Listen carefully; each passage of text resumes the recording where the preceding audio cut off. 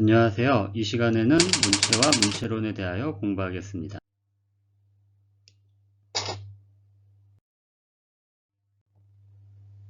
먼저 문체론의 정의와 특징에 대하여 살펴보겠습니다. 문체론은 음성, 단어, 문장 등의 각 층위에서 언어적 선택 및 그 효과를 다루는 학문이라고 합니다. 여기서 언어적 선택이라고 하는 것, 그 효과와 이유라고 하는 것, 즉 우리가 말을 하거나 글을 쓸 때 그 상황에 맞게 혹은 필요에 맞게 언어를 선택하고 말하는 것을 이야기합니다. 전통적으로 언어학과 문학 사이를 분제하는 학문 영역으로 독자적인 학문으로 인정하지는 않고 있습니다. 따라서 예전에 수사, 즉 어떻게 표현할 것인가 하는 문제에 대해서 관심을 가져온 뒤 전통 수사학의 맥락에서 쓰인 문체, 스타일이라는 용어와는 달리 문체론이라는 용어는 19세기 말, 20세기 초에 이르러서야 구체화될 수 있었습니다. 따라서 초기 수사학적 측면에서 출발한 문체론은 초기 연구 단계에서 수사학의 후계자로 간주되었으며 아직도 텍스트의 표현 기교를 다루는 수사학과 동일시하거나 수사학의 하위 범주에 두는 경향이 있습니다.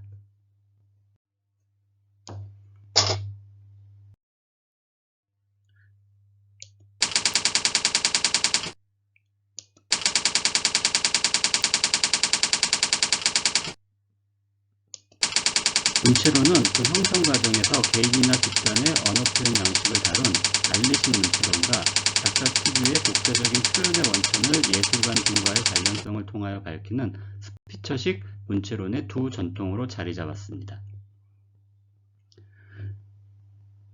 그래서 언어학으로서, 즉 소리, 단어, 형태소, 문장 등의 문체를 다루는 언어학으로서의 문체론, 그리고 작가, 시인이나 소설가의 개별적인 문체, 어떠한 표현을 주로 사용하는지에 관심을 가는 문학의 문체론이 있습니다. 그리고 전통적으로는 어떻게 표현해야 효과적으로 자신의 생각을 전달할 수 있을까라고 했었던 수사학으로서의 문체론, 이렇게 세 가지 영역으로 살펴볼 수가 있습니다.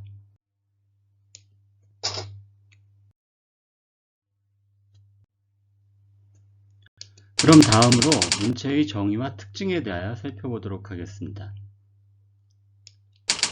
문체는 흔히 문장의 개성적인 특색, 따라서 시대, 문장의 종류, 글쓴이에 따라 특성이 문장 전체 또는 부분에 드러난다고 설명하고 있습니다. 따라서 문체는 글을 쓸 때의 특징, 문체는 그 사람이다 라는 말이 있을 정도입니다. 이처럼 문체라는 것은 글을 쓸 때와 관련된 표현이라고 하면 우리가 말을 할 때는 어투라고 해서 말을 할 때의 특징을 어투, 말투, 말씨 등으로 이야기합니다. 그래서 이 시간에는 문체라고 하는 것은 말을 하거나 글을 쓸 때 나타나는 집단적인, 개인적인 특징이라고 이야기하고 문체의 특징에 대하여 살펴보도록 하겠습니다.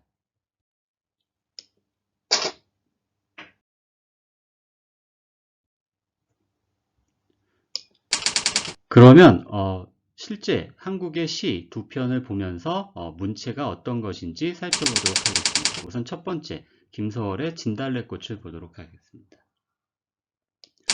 나보기가 역겨워 가실 때에는 말없이 고이본에 들이오리다. 영변의 약산 진달래꽃, 아름따다 가실 길에 뿌리오리다. 가시는 걸음걸음 노인 그 꽃을 헛분이 줄여밟고 가시옵소서. 나보기가 역겨워 가실 때에는 죽어도 아니 눈물 흘리오리다. 이 시는 한국인이라면 모르는 사람이 없을 정도로 아주 유명한 시입니다. 아마 들어본 학생들도 있을 거예요. 진달래꽃이라는 시는 떠나간 연인에 대한 그리움, 슬픔을 나타내고 있는 시입니다. 나보기가 역겨워 가실 때에는, 즉 내가 싫어져서, 보기 싫어서 떠난다고 하면 그럼 어떻게 할까요? 말없이 고이본에 들이오리다. 아무 말도 하지 않고 조용히 떠나보내겠다라고 이야기하고 있죠. 그런데 그 떠나는 사람에게 어떻게 하냐면 가는 길에 진달래꽃을 뿌리겠습니다 라고 이야기하고 있네요. 왜 떠나는 사람 앞에 꽃을 뿌리냐? 이거는 동양에서의 전통인데 떠나는 사람을 축복하기 위해서 그 앞에 꽃을 뿌립니다. 그래서 떠나는 당신이, 사랑하는 사람이 그 꽃을 밟고 가면 돼요. 밟고 가시옵소서. 자, 그런데 떠나는 그 상대방에게 나는 죽어도 눈물을 흘리지 않겠습니다 라고 이야기하고 있네요. 즉 나는 슬프지만 슬퍼하지 않겠다 라고 노래하는 시입니다. 시에 대한 내용은 간단하게 살펴보도록 하고 다른 시와 한번 비교해 보도록 하겠습니다. 264 광야. 까마득한 날에 하늘이 처음 열리고 어디 다구는 소리 들렸으랴. 모든 산맥들이 바다를 연보에 휘달릴 때도 차마 이곳을 범하던 못하였으리라. 끊임없는 광음을 부지런한 계절이 피어선 지고 큰 강물이 비로소 길을 열었다. 지금 눈 내리고 내 화양기 홀로 아득하니 내 여기 가난한 노래의 씨를 뿌려라. 다시 천고의 뒤에 백마 타고 오는 초인이 있어 이 광야에서 목 놓아 부르게 하리라. 첫 번째 시 김서월의 진달래꽃에서는 사랑하는 사람이 떠났다. 그러나 슬퍼하지 않겠다. 라는 내용을 이해하고 있죠. 그럼 264의 광야에선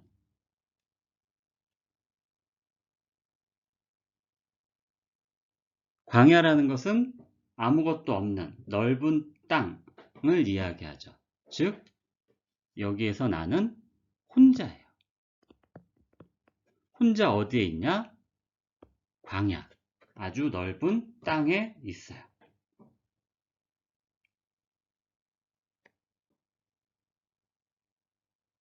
그 광야에서 뭘 하냐? 여기에 노래에 씨를 뿌려요. 씨라는 것은 나중에 자라서 꽃이 되는 것이죠. 그래서 지금 당장은 아무것도 아니지만 나중에 그 광야에 꽃이 피어 있길 바래요. 물론 지금은 눈이 내리고 아주 힘든 상황이에요. 그래서 천고의 뒤에 먼 미래에 백마 타고 오는 초인이 있어. 초인. 보통 사람보다 뛰어난 특별한 사람을 초인이라고 하죠. 슈퍼맨이죠. 그 사람이 이 땅에서 광야에서 목 놓아 부르게 하리라. 자유롭게 이야기할 수 있는 그런 시대로 만들겠다고 하네요. 사실 이 두 가지 시, 첫 번째 시는 김서월의 진달래꽃은 사랑하는 사람이 떠난, 그리고 264의 광야는 아무도 있지 않은 빈 땅에서 혼자 있는 외로움을 이야기하고 있는데 이 두 시는 일제강점기라고 하는